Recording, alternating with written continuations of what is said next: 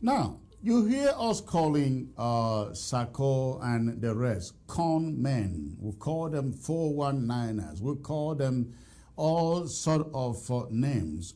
And I see their headmaster, the man they call Uchiba, write a little piece there and said, say to Chris, and the commentator called him and said, who is Uchiba that we should be calling him? This is a guy who, I don't want to go low, but who is him? Who is him for us, for commentator, for Chris Anu to be calling him? Who is him? Ladies and gentlemen, when we come out calling these guys con men and con women, you are able to see exactly what we mean.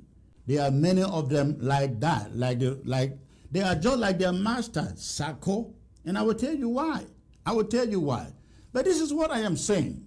Anytime you see anything either written or audio or video coming from the headmaster, ladies and gentlemen, know that they are incapable of speaking the truth. They are incapable of dishing out anything that is truth. And again, that descends to them from their leader, Sako. Don't forget that video, that preaching in Brazil, where Sako go and stands there and said, you know, God told me. Listen, ladies and gentlemen, I always said to Christians, don't tell me God told you. Don't tell me God told you. If you tell me God told you, I will ask you, how did God tell you? Many people, when they want you to believe their lies and their concoction, they use the name of God in vain. They say, God told me, God spoke to me. How did he do it?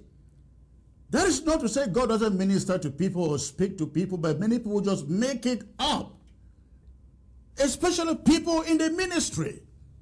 Sako goes to Brazil and says, oh, God told me to pass out my churches, so I called my sons from my left, from my right, and told them, you go take that church in Victoria. You take the church in Tico. You take the church in Munya. You take the church in Moyoka. You take the Bible school in Cuba.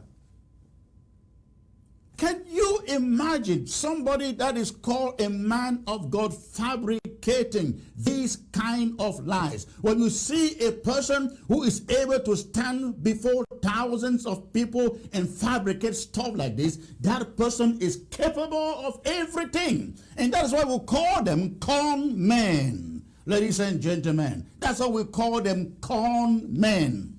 Don't call them pastors. Don't call them Christians. Don't call them believers. They are con men.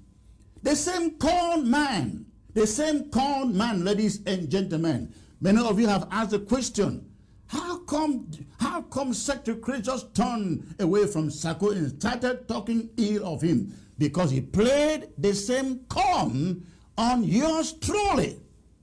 The interim government has not embezzled a dime. The acting president does not live on a salary. Nobody lives on a salary. Nobody bills are paid. We all sacrifice and we still pay our own bills. Ladies and gentlemen, I walk out of cabinet. I present a problem. He would not as much as gather the strength to look into the problem, solve it.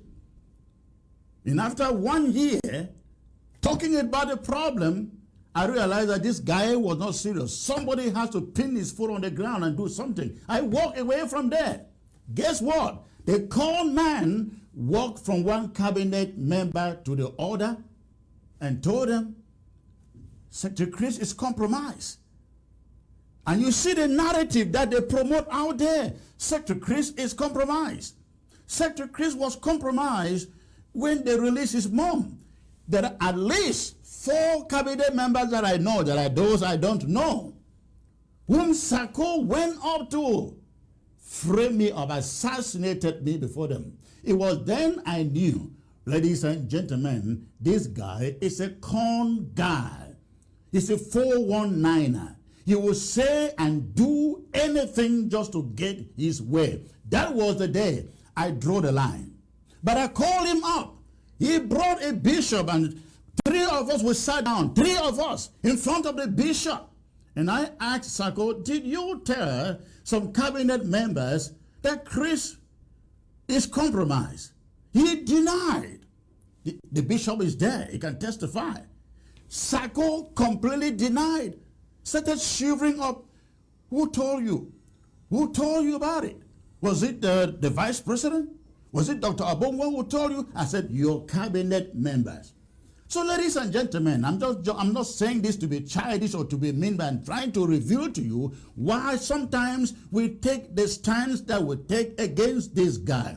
He is incapable. We thought we had a brother. We thought we had a pastor. We thought we had somebody who is God-fearing. He doesn't have any fear of God in him. He will say anything, do anything, just to stay in power, earn a salary, earn a living. He is, in fact, the only man who has earned a salary in this struggle. Sisiko did not earn a salary. The interim government has not embezzled a dime. The acting president does not live on a salary. Nobody lives on a salary. Nobody bills are paid. We all sacrifice and we still pay our own bills. I have not earned or asked for a salary. Sako is the only one. And now after we found out who he is, he's trying to do everything to stay there. Please, every time you see anything coming from the headmaster of Ngi, please ignore it. He doesn't have the capability to speak the truth.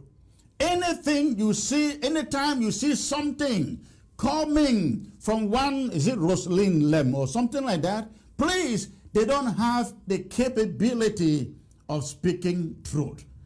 I am very allergic to people who are manipulative and who don't have the capability to speak truth out there. The interim government has not embezzled a dime. The acting president does not live on a salary. Nobody lives on a salary. Nobody bills are paid. We all sacrifice and we still pay our own bills.